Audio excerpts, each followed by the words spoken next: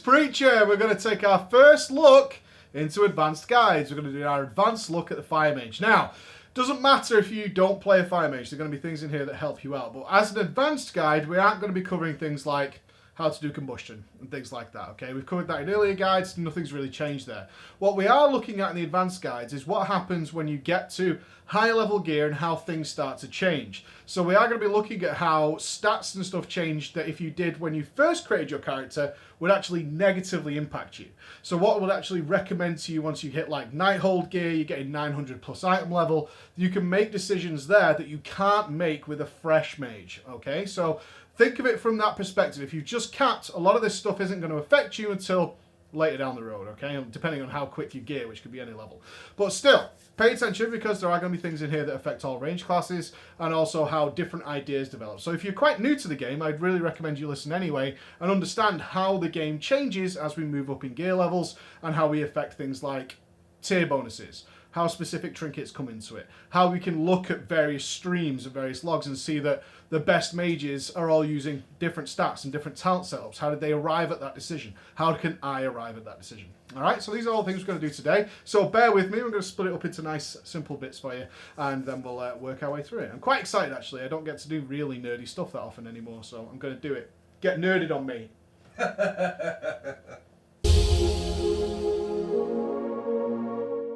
So let's get into it. The first thing we're going to have to assess is stats and how they change. Obviously, if you've had a Fire Mage for a while, you've been under the impression that crit is everything and that is your lifeblood. But you've probably heard me mention in other guides that you can start thinking about things like haste and you can start thinking about things like mastery, depending on what the content is. And that's where people tend to come askew, because obviously most people would like a right or wrong answer. Do I go this way or do I go that way? And the Fire Mage, particularly now with the Nighthold out, has become a very proc-based class, and also a class that's going to be carrying a lot of tomes. You're going to be swapping around gear and swapping around stats quite a lot. You can see I'm actually carrying 3 different trinkets, including the 2 I'm actually wearing, so 5 in total, depending on the content I'm going to be doing. And I also have other gear in my bank that I take for progression raiding, which I'm currently at 5 down in Mythic and doing okay. So we're world top 100th with my community guild. So what we're doing now is looking at how stats change. So once we get into the Nighthold, some very interesting things happened, as you've probably noticed, particularly in terms of haste. Haste has become a very, very interesting mechanic that we have to deal with trinkets like the erratic metronome that you can see there, giving us a ton of haste and people telling you it's absolutely awesome. And of course the Gul'dan Whispers in the Dark, which has an extreme proc of haste. Not only that, we have several bosses that actually contribute to our cast speed in various ways. We have the Chromatic Anomaly, we have Elisand, and we have all kinds of things like that. So this kind of mixes up what we do with our Fire Mage. Not only that, we also have our tier set. Our tier set can come in various forms. Obviously, you can get the robe and shoulders. This is my personal preference for the gear set going into the Nighthold. This is the 4 pieces I actually wanted, so I held off on getting my tier set until everybody had theirs. The Fire Mage tier set is not exceptional, but I do think it's undervalued when it's compared to just the mathematical numbers it puts out.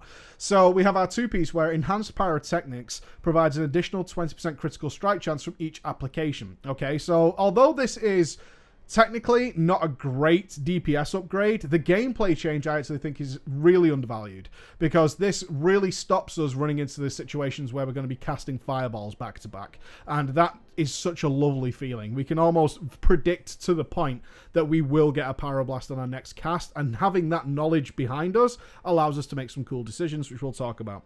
Not only that, our 4-piece then, Hot Streak has a 10% chance to also grant you 20% haste for 10 seconds. So again, this haste coming into play, something we have to deal with. But what we have to know is it boosts our current haste by 20%.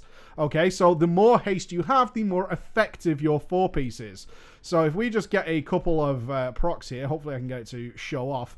I recommend a couple of additions to the ordinary basic mage setup. One is to be tracking your pyretic incantation setups, as you can see I'm doing right there. Hopefully I can get this to proc. Come on, it's not got the best proc rate in the world, but it is alright. It's alright.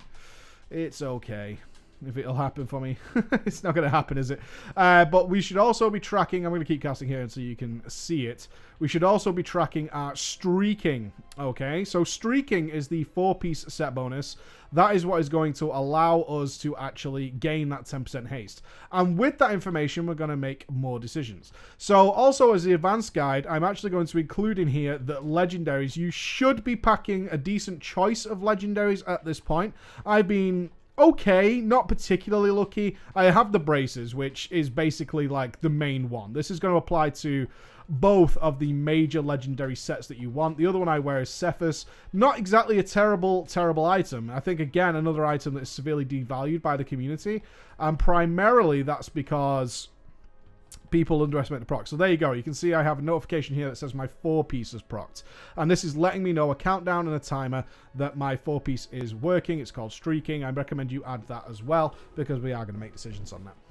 So, how do I work my stats now then? Because if I look at somewhere like Altered Time is telling me that single target haste is actually my best stat now for single target DPS. So does that mean I should do things like stop gearing for crit and gem for haste? The answer is, of course, in an advanced world, it depends, but more than likely, no. So as we move into the Nighthold, what you'll notice is you're picking up items that don't have crit on them, particularly tier pieces, okay? So you can see here the tier head has haste mastery on it. When we look at things like this, this would be absurd to us in the past, but we also have to bear in mind a number of things have changed. Primarily, the intellect is now absolutely our best overwhelming stat, and we want things like that. This is why trinkets that are just basic stat sticks, so even like a base ethereal urn from Nightbane is extremely good. Extremely good. We have, of course, with a gym providing things like that, and it's also why trinkets that initially we looked at as garbage, like the Stargate here, are actually quite good for fire now. Actually really, really good for fire because they just have such absurd amounts of intellect. And now we're going to actually be gemming for intellect. I believe I put my intellect gem in my neck. So we are going to have a gem for intellect in there. But as you can see, my other gems are in fact critical strike rating. Why so if haste is so good? Well, this comes under a number of reasons. We are going to be wearing some items that don't have crit on them anymore. We can only really value haste extremely highly if our crit is decent. Crit isn't suddenly bad for fire mages. That's just not the case. We need to be critting regularly in order to make use of what our fire mage is all about. However, if you follow the mantra that we had in the initial launch of Legion, which is just get as much crit as possible, once you reach about 65%, which is entirely possible with Emerald Nightmare gear and TOV gear, especially if you're at the mythic level and moving into some early Nighthold gear, what you're going to notice is something really strange happens, is that you'll run into these scenarios where you're no longer finding good opportune places to use Fire Blast and Phoenix Flames. And this will happen around 65% crit. So if you've ever been there, you'll know all about it, is that quite suddenly you're sat here with 3 Phoenix Flames charges and 3 Fire Blast charges, and this happens pretty regularly, and this is a bad thing. This is a bad thing because these are tools that we use in order to maintain the flow of gameplay. Now, you might think to yourself, surely it's not a negative thing if we're just critting all the time. That's pretty good, right? That's a pretty good thing. Not really, no, because we have these resources here to allow us to offset that. If we're reaching a point where we're now wasting resources, which if your Phoenix Flames is not recharging and your Fire Blast is not recharging, then we're wasting resources at that point. Okay, we're wasting resources at that point. And now we can start to look to ways to make our we're critting enough that we don't need these things. We can look to take away a little bit of crit and start focusing on things like haste and mastery. What I'm trying to circle around to is, for me personally, I like to be anywhere between 55 to 60% crit on my mage. At 55 to 60%, I'm totally fine. There are several mages who've actually gone less than that and are doing just fine. My current best ranking is a World 6, and considering the proc-based nature of the class that we're going into on Croesus, which I am ecstatic with, by the way, given the nature of Legion right now. A World 6 for me is pretty fucking amazing. I'm not going to lie to you. I'm more than happy with that ranking. Is we can start to drop critical strike. Okay, once we start getting that 65% and we're starting to like waste our stats, and we can start investing elsewhere. But the question, of course, is where do we invest? So one thing we can take from the stat weights posted by places like Altered Time is that if we're single targeting, haste and versatility are absolutely amazing, if not your best stats. Okay, your best stats for single target DPS. And mastery is a really low value. And why is that? Well, mastery is the ability for obviously targets to burn over time. That doesn't play into it too much when we're just hitting fucking all the time. If we're hitting really hard, the ignite is not what we're after. We're after these more regular hard-hitting spells, which comes with high intellect, high amounts of crit, and high amounts of haste, and our versatility just flat out buffing that damage. That becomes more important. But when we go to AoE, mastery suddenly shoots through the fucking roof, and everything else drops down to below 0. But one thing that doesn't is critical strike. Critical strike, no matter what scenario you are in, is just really good, right? It's really good. Sometimes it's not the best. You're going to see haste go above it. You're going to see a mastery go above it, depending on your scenario. But overall, crit is amazing, and we still want to keep a relatively high amount of critical strike rating, which means that we're still gemming for it, we're still enchanting it, because as I said earlier, Nighthold gear is reducing the amount of critical strike on high level gear that we want. Previously, we would wear low level gear with a high amount of critical strike rating, but we can no longer do that. And why is that? That's because intellect is just really good. So we can wear higher item level stuff that doesn't have crit on it if it has huge amounts of intellect. Of course, you can see from my gear setup, I'm generally looking for items that are both high intellect, high critical strike, and either have haste or mastery on them. And I can switch these around to a more mastery driven set if we're doing a lot of AoE, and a more haste driven set if I'm doing single target like Croesus, for example, or Starbro. So that's how you decide these things. The defining point for me is once you hit around 60% crit, around that point you're free to start looking into picking up other sets, wearing things like this. The helm is so good because it has haste and mastery, both of which are fantastic in most scenarios. If you think and apply your knowledge of the Nighthold itself to your thinking, there are very few straight single target fights, which means mastery is never useless. So whilst like mathematically and sim based, you could say things like, oh, it's pure single target. Not really. Not even Croesus is pure single target, right? Not even Starbro is pure single target. Sure, it's less effective and it's less relevant, but it's never pure single target, which means having these mastery lying around ain't that bad a thing, and it's not something you should be punishing yourself for, because pretty soon you're going to come up against fights like Chromatic Anomaly, which has a reasonable and important amount of AoE, I should say. Not significant, but important amount of AoE. Certainly Spellblade Elerial, if I can say that in the mythic terms, which has a huge amount of AoE required, where you have to go absolutely balls to the wall AoE, and then you can include Tichondrious into there, High Botanist into there, and all these things start to add up. Gul'dan into there as well, where we're doing at least some form of cleave where your mastery is going to start edging up in terms of stats. So this is why we have this combination going, and you could tailor your gear to push further in one direction. So if I was doing Elerial, I would certainly push my mastery forward and drop some haste items. If I was doing anything else, I'd push my haste forwards, etc, etc. But I'm hoping now you can understand how we arrive at gearing decisions in the new era. So combined with that are trinket combinations. So why am I wearing particularly a trinket that's considered initially when we saw it in the Nighthold absolutely terrible? Well, this item is absolutely ridiculously good if you're doing AoE. If you're doing AoE, this trinket is absolutely ridiculously good, okay? So it fires off this wonderful little orb, as you can see there, drops it down, and then it will kablooey absolutely everything. You combine this with this trinket as well. Look how good this trinket is. This is basically Aran's Ruby, but the modern version, which does a lot of damage. Not only that, but it comes with a lot of mastery. Now you can start to piece together, if I'm doing a ton of AoE, having all that mastery and the fact that it's going to do the Flame Wreath effect, essentially, and I combine it with this, which is on a ridiculously low cooldown for what it does, and suddenly you're absolutely taking players to the farm. Switch over though, I'm doing single target now. Okay, so now I'm going to bring the erratic metronome in. Why? It's got a lot of haste on it and a lot of intellect. That's all single target focused, right? Very easy to choose trinkets. One of the biggest whispers I ever get is, what trinkets should I wear? And the answer is always, what content are you doing and what stats does it have? And similar to that, I'm going to equip a Stargate along top of that. Why? Because I don't have the whispers in the dark, kill me now, feels bad man, etc, etc. But I have a heroic Warforged Stargate. which is very, very cool. So combining all that intellect with intellect and haste provides me a significant boost to single target damage, and for that I can farm content very, very easily, just swapping those trinkets between the two and having a good old time. I can also, if I'm just doing steady cleave, I can consider throwing in an ethereal urn. Hopefully one day I'll get a decent version despite farming it every fucking week. Whatever, Nightbane, kiss my ass. But I'm sure you guys have got a decent version as well. So if I did have a Whispers in the Dark, it would obviously replace my Stargate, because we want all that extra haste. Why? Haste is fantastic for single target, as you guys well know. And we're going to be swapping and changing these things all the time. So it should be no big deal for you now to be able to choose your gear. I'm hoping we've solved that, is that you can work through this. And of course, you have two items very similar. You can sim yourself, but most of the time now with your Fire Mage, you should be able to look at a piece of gear and go, oh, crit haste. Well, that's single target focused. And then be able to look at other items like...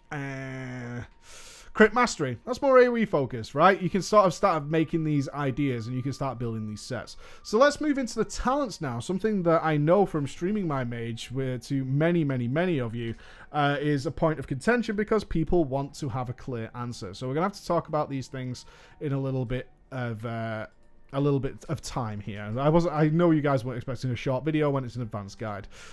So classically, when it comes to single target DPS, Pyromaniac is always listed as the best choice. Fuck that noise. Fuck this talent. Go and fuck yourself. Absolute fucking wank. I never spec it anymore. And you can, again, there's a lot of things here that I know.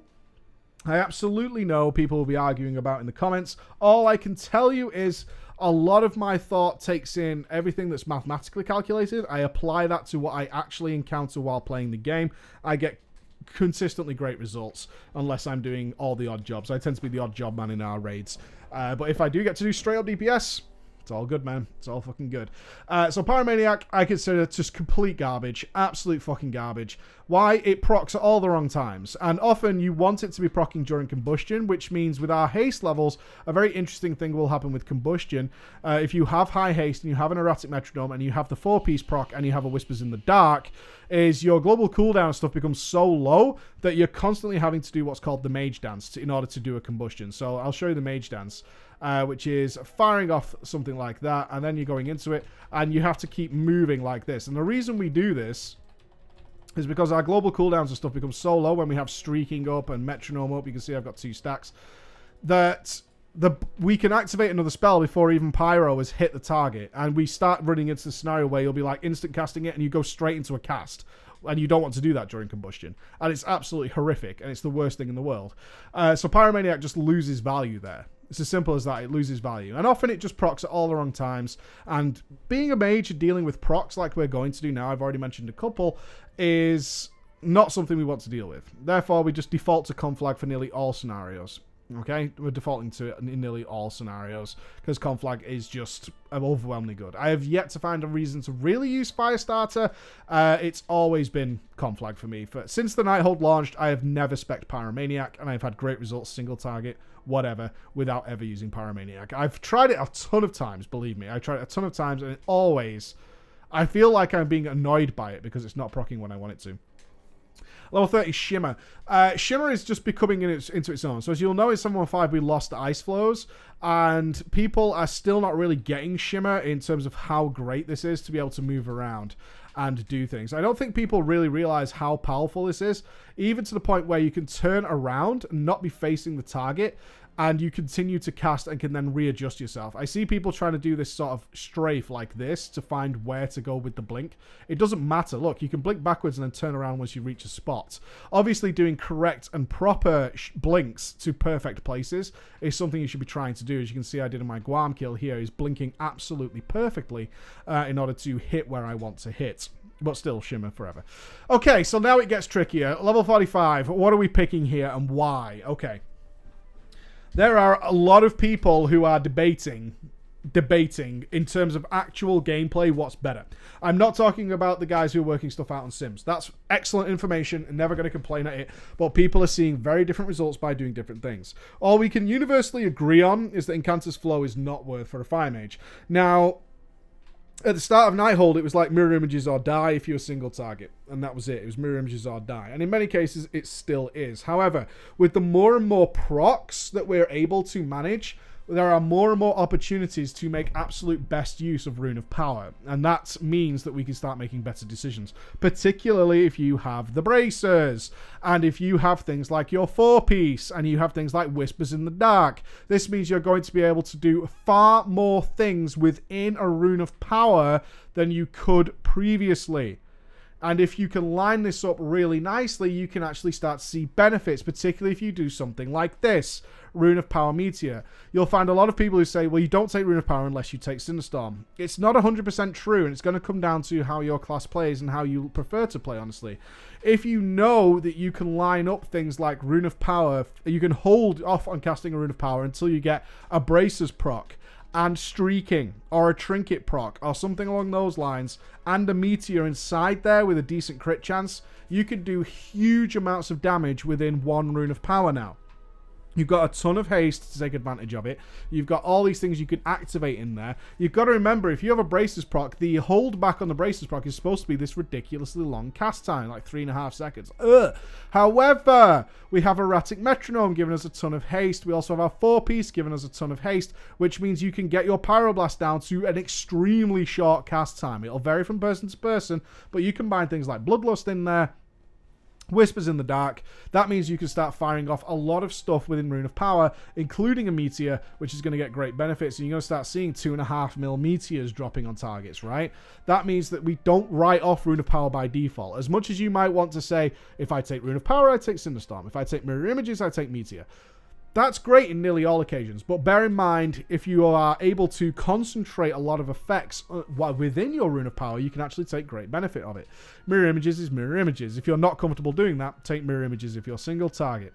However, what if we're AoEing? Well, the combos I just talked about. So traditionally, and if you want the easiest solution to most of your problems, if your primary focus is single target damage, you're going to go Mirror Images Meteor. Okay? If you want to do a lot of AoE damage, you're going Rune of Power Cinderstorm. Okay, now you might say, but the math shows Cinderstorm is the best single target damage. We're going to talk about Cinderstorm separately, okay? I just wanted to explain how you can think about Rune of Power. And quite honestly, I have to say this, as much as this will get some lols from people, I miss Rune of Power when I'm not using it. Why? Because the Mage is relatively easier to play in 7.15 than it was previously through little changes, and one of them particularly is Rune of Power. And I quite enjoy making good use of my Rune of Power. Moving down then, again, Incanta's Flow's kind of rip, as is Controlled Burn. Flame On is the go-to, unless, of course, you have the Dragon's Breath Helm. And I'm talking about raiding, of course. I'm talking about raiding. So if you have the Dragon's Breath Helm and you're going to be using it regularly, then, of course, Alexstrasza's Fury is fantastic. I personally enjoy playing with Alexstrasza's Fury while doing Trash and while doing my random heroics and some mythic pluses and stuff, because it's just still tremendous amounts of damage. And also getting that hot streak is really, really nice. So I quite enjoy that ability, but if you've got the Dragon's Breath Helm, it's like a no-brainer, really, if you're doing AoE. Moving down then, 75 doesn't really matter. Forensic Speed, generally, especially if you've got the belt. The belt. We'll talk about Legendaries in a moment. 90 is an interesting one, though. Okay, so raw single target. If your focus is single target on stable magic, we all know that. No big fucking deal. What about Living Bomb, though? Well, there's lots of places to take advantage of Living Bomb. One of the particular I had trouble with was Botanist Mythic, because if you don't know, Botanist Mythic starts with all 3 targets up. This is a really curious decision, because Living Bomb is a DPS increase single target in that scenario. Okay, if we can get the Living Bomb to explode backwards and forwards, even on 2 targets, you're going to get great damage out of it. It's going to contribute pretty nicely. You're going to see it pop up quite highly on the damage meters, but bear in mind, of course, you are sacrificing a global in order to do it. But it's going to give you great damage, and on Botanist, you can also use it on the Lashes, and you can use it in these scenarios. Good little spell. Really good spell. And obviously, Living Bomb scales exceptionally with the more targets we have to deal with. I'm sure we've all had those moments with Living Bomb. So, generally speaking, if you're going for like Trash AoE or lots of AoE, you're going to go something like Rune of Power, Living Bomb, Cinderstorm, right? That's a pretty standard setup that most people know how to play with. This is what you're looking at right now is pretty much your Mythic Plus setup. This is what you're going to go with. On Stable Magic, if it's like raw single target. If you're really just all about that raw single target, then you're going to take Unstable Magic. However, Flame Patch has reappeared again, and I'm not talking about in the meme spec that was discussed pre-715. If you think about bosses like Spellblade Aluriel, you're actually going to see some really nice things come from Flame Patch. Now, personally, I prefer Living Bomb and looking for targets that are going to allow it to spread properly. Similar to like Hellier, if you can put it on the correct blob, you'll get Living Bombs to spread nicely. Similar with Gul'dan, if you can time your Living Bomb to exactly go off when the eyes spawn, because you're watching the cast time of Gul'dan, then you can get some really great results out of Living Bomb. However, because Alluriel in particular doesn't have that many targets, right? It doesn't have that many targets, and they have huge amounts of HP. Absolutely enormous amounts of HP. I've seen some really wonderful results from Flame Patch. So I wouldn't just... All I'm saying here is I wouldn't just say this is a dead talent. It's not. It's absolutely not. And there are occasions to use it where you might... Especially if you've got a really high mastery setup, you might see some really nice Flame Patches coming along rather than what you would get from Living Bomb if you're not... Living Bomb gets better and better the more targets we have. We all know that. It's not a big deal. But if there was targets going to live for a while and there aren't that many of them, then Flame Patch actually starts to show its face, which I'm really happy about, that we have a full tier of talents here that we can kind of make use of. Although in most scenarios we're going to default between these two. So, level 100 then. Kindling is really bad. I have them, the Pyrotex Ignition Cloth, which is the gloves that reduce combustion. Nothing that lines up nicely. It's a real shame, but our combustion is just not that big of a deal anymore. It's a big deal, but it's not overwhelmingly good like it was below 715. So, what are you choosing here? Cinderstorm or Meteor? Okay, so Cinderstorm and how to use it. So, Cinderstorm mathematically always comes out as being like the top, but you have to bear in mind that also means that you hit every single cinder 100% of the time. I hate talking about this because there's always that guy who's like, I never miss. I am like fucking bullseye, dead shot, whatever, right? Sure, okay. But in my personal experience, you are always going to miss one at some point, right? At some point. And also, why bother with the fucking hassle? Why bother with the fucking hassle? That's always my question, is why bother with the fucking hassle of potentially having this moment just come to ruin? So, with that said, Cinderstorm is obviously great when we're AoEing. When we're AoEing, we're just Cinderstorming on fucking cooldown. But what if we have periods where we have a lot of AoE, so we're taking Cinderstorm? So again, Spellblade would be a good example. We're single target for a lot of the fight, but then we have these periods where when we're not, you know, we AoE and we Cinderstorm on cooldown, but what about the periods where we're not? When do we use Cinderstorm? This is how I think about it. If I'm taking Cinderstorm single target, and again, this is more like I've seen better results from doing this than I have from like simming it and what it should tell me to do. I use Cinderstorm like this. This is why we're now tracking Pyrotic Incantation. Cinderstorm, sorry, I was tripping over my words. Cinderstorm is always going to screw around with your Pyrotic Incantation. Right? Always. See, I got 1 out of that one. Sometimes Cinderstorm will skip you straight to 5. And obviously you can pair it with Combustion should you want to do that. And it's always going to fuck with it.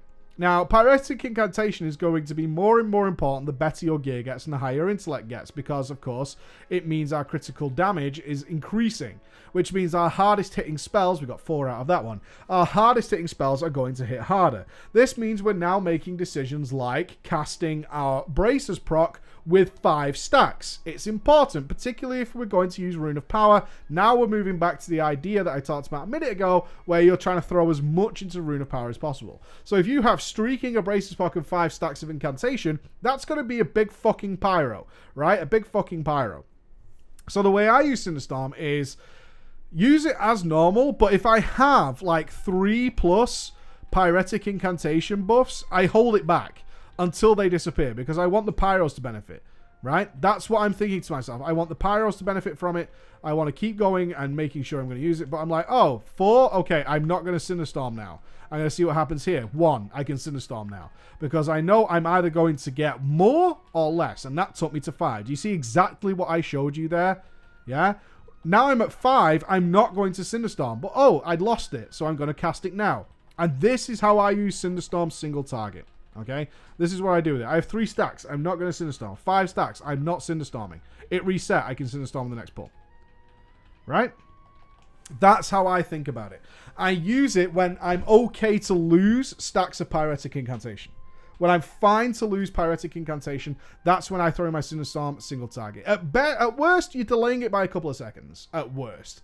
But I get better results from that, because the longer I stay at 5 stacks of Pyretic Incantation, those are higher levels of Pyroblast, higher higher levels of procs and instant casts and chains and fireballs, all that kind of stuff, which are going to hit much, much harder.